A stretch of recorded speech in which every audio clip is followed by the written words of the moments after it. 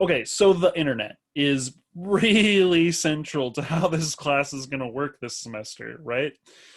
So we're going to just take a kind of a brief, kind of high level, again, not getting into the main details and mechanisms and crazy stuff that make up the internet, because it's a really complicated thing that is the internet. We're not going to go into a whole lot of detail, but we are going to look at it from kind of a big picture perspective. There we go. So some question and answer. We want to know what the heck is it? What is the World Wide Web and what's the difference? That is going to be a quiz question. Is what is the internet? What's the World Wide Web and what's the difference? What's the difference between an analog and a digital analog and digital data? What is a protocol and what is a domain? So the internet. It is not, as I think it was George W. Bush who said, it's a series of tubes, just tubes that data go through. It's not really. It's a global network of computers, and it's a really big global network of computers. It spans the entire planet. Every computer on the planet speaks the same language, this common way of communicating with these switches that are all over these switches that they're all over the planet in these big trunk things, the internet backbone, they call it. And unfortunately, large swaths of the internet are controlled by these huge multinational corporations. It used to be much more publicly owned, but nowadays it is a very corporate controlled entity. They are heavily regulated, but there are some pretty there have been some pretty successful deregulation efforts in the past, what do you think, 3.5 years? Big surprise, huh? So it operates on this concept of packet switching. So before we get to what packet switching is, let's go back in time to the plain old telephone service. Back in the day, you have an operator. I never actually experienced this, but my dad did and my mom did. You want to make a phone call. So say you've got Alice and she wants to call Bob, and Alice will pick up her phone and hit the little cradle button. There's a little lever on there, and it'll ring and flash a light at this operator's panel, and then she'll literally plug a wire in and say, "Operator," and they'll say, "Hi, I'd like to call Bob." And then what the operator does is plugs a cable into Bob's socket and rings his phone. And then he'll answer the phone and he'll say, "Hello, this is Bob." And the operator will say, "Hi, I have Alice to talk to you." And then he'll say, "I'll accept the call." And then she'll take another wire and plug the two together. And then they have their conversation. So it's really weird. So human sounds going on these telephone wires are analog. It's like all the little variations in your voice, like the pitch of your voice, the volume of your voice, the different syllables and things like that. Those are all they do is vibrate a little magnet in the microphone in your phone and and that signal just gets transmitted along a wire. It's a really, really simplistic way of transmitting information. But that also made it really easy to implement. It's a bunch of magnets generating an electrical field. So it's all just encoded in the wire. What they found out was that this analog information really doesn't take up that much bandwidth. It's really easy to transmit it.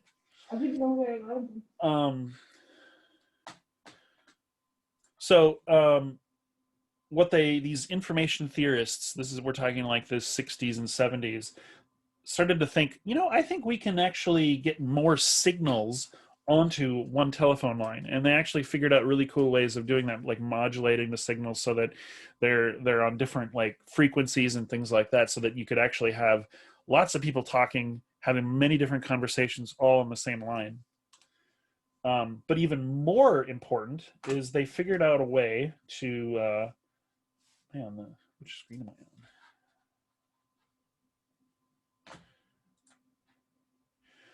They figured out a way to, there we go,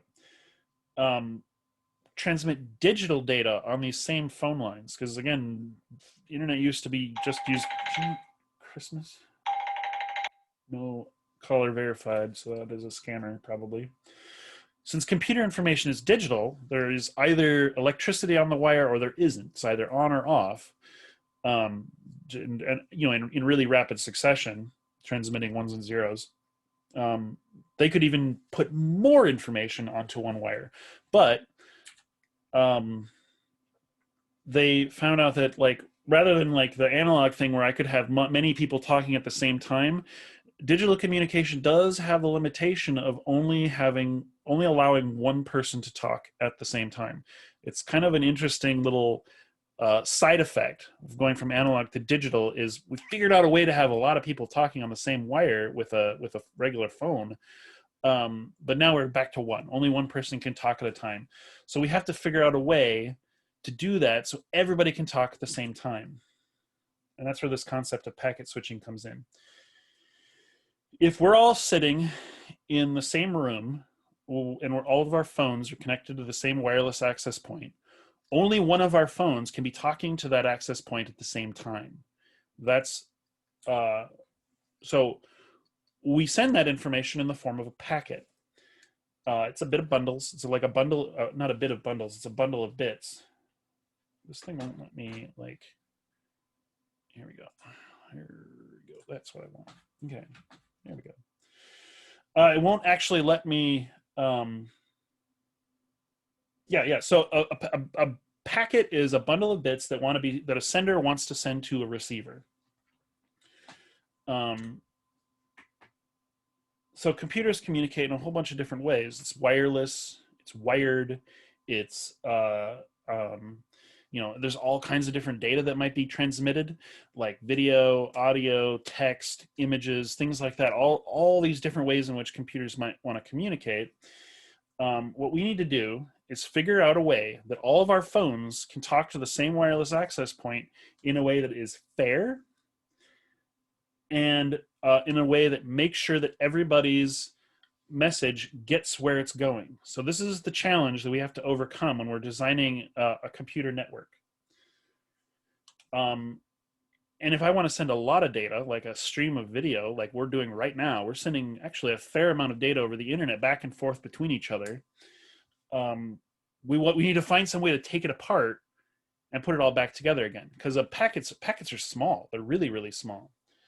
So what ends up happening is we have to figure out a way for me to send a little bit of data to that router, and then for Jaden to send a little bit of data to that router, and then for Jessica to send a little bit of data to that router, and then all in like kind of everybody takes turns. It has to be done fairly, but also really fast, because everybody has to feel like they're the only one that's using the connection. So it happens in millisecond, like thousandths of a second increments. You get a millisecond, you get a millisecond, you get a millisecond. Send as much data as you can for a millisecond in these discrete little bundles called packets. So in order to do this, we have to establish some rules. And in computer terms, we call them protocols. A protocol is a set of rules.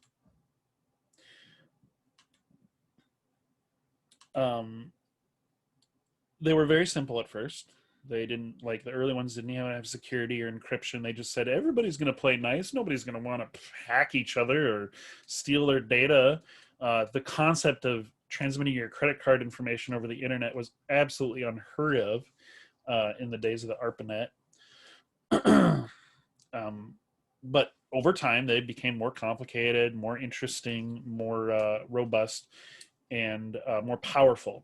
So we have a collection of protocols that govern the internet, but two of them are the most important. The first one is the Internet Protocol. This is the most important one. Its job is addressing and routing. Think of it like putting an address on an envelope. I have my packet, I package up all these bits, I stick them in an envelope, and I put an IP address on it. And usually we think of an IP address as a bunch of numbers separated by periods, and we send them across the internet, and they kind of get bounced around from switch to switch to switch to switch until they get where they're going. We translate these IP addresses from domain names, which is a totally another mechanism, which we'll talk about a little bit later in this slides, briefly, not in a really detailed way, but again briefly. Usually, all these packets don't necessarily follow the same route. Maybe you send a bunch down one way, and that way is getting kind of congested, so they'll start sending these packets in another direction, and they just kind of meander around the internet until they get to their destination. So it all happens automatic by some sort of like weird magic. I don't know. It's really, really complicated, and it's maybe even kind of a miracle that it works at all. There are currently 2 versions of the the Internet Protocol in service, version 4 and version 6. It is almost certain that everybody in this meeting is using version 4. We don't really have version 6 rolled out in the Northlands here. Someone is chatting. That meme. Yeah, it was like I put memes in these because I couldn't think of anything else. I was like, get some stock photo that looks boring or have something funny that catches the eye. The other one that we want is the other big protocol is the Transmission Control Protocol, TCP. So I want to send a picture or a video stream or something. Remember, I can only send one thing at a time, and everybody's trying to talk to the same router, or only one person can talk at a time. We need to figure out some way to send a little bit of data instead of a lot of data. So we break it into chunks. We take a picture of a cat, cat pictures, the staple of the internet. We break it into a bunch of little pieces of a cat picture, package them all up, put an address on them for their destination, and then shoot them across the internet. That's what the TCP protocol does. The TCP breaks the message apart into little bits, puts a number on them. So this is 1 of 100, 2 of 100, 3 of 100. And then at the other end, the other computer, the subserver or something, their TCP protocol looks at all these packets, gets them all lined up again, and puts it all back together. TCP is cool because it is robust. It makes sure to acknowledge every single packet, and then if the acknowledgement never gets there, it will make sure that packet gets resent. Its job is to make sure every single bit gets where it's going without fail. It's a pretty strong guarantee. It's not a 100% guarantee. Sometimes there are big errors that get thrown, but it is a pretty strong guarantee that all the data will get through. It also has some responsibility towards congestion control. If it keeps track of how long it takes for acknowledgements to come back, and it says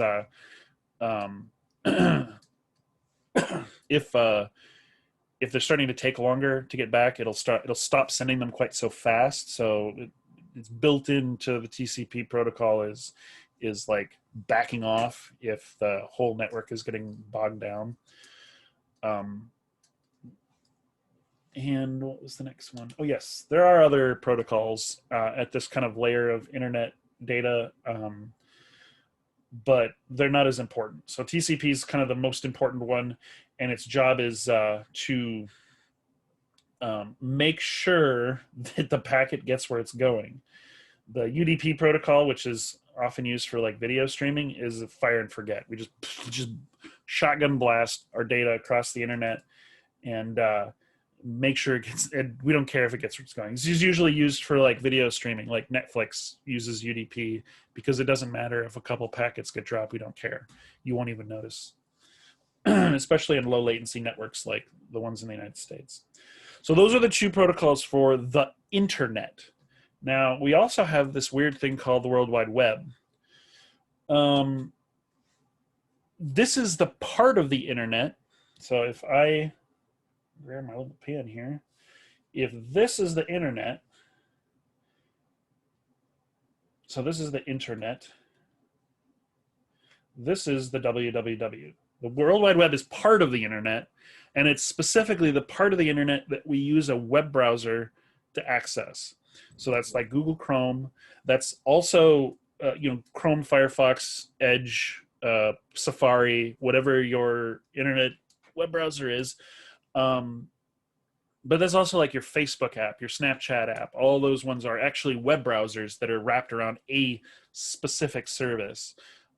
There's nothing different except it's like a web browser with fewer features, and they're more dedicated to one particular service. Like the Facebook app only goes to the Facebook website, and it has a bunch of features to make it like look nice, and allow you to do things like upload pictures easily.